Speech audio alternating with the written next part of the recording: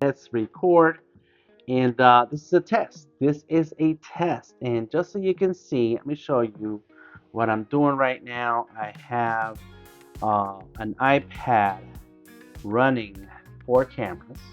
This is Final Cut for iPad with Final Cut on 4 different devices. This is an iPhone 11 Pro, iPhone 11 Pro Max, and then an iPad Mini 6, iPad Pro 11 over there.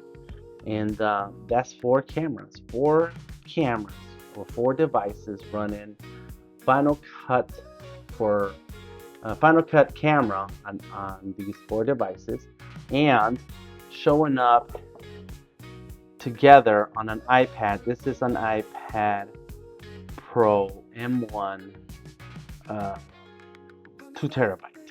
So it's got 16 gigs of RAM and is running Final Cut for iPad. Boom. Oh my gosh. So my audio is running through an lab mic, a Rode lab mic. It's connected through USB-C into that iPad right there. That one's a little bit close. This one's a little bit further away. And then I'm gonna move this out the way. I do have, oh yeah, you can see the iPad. I can see the iPhone right here from there.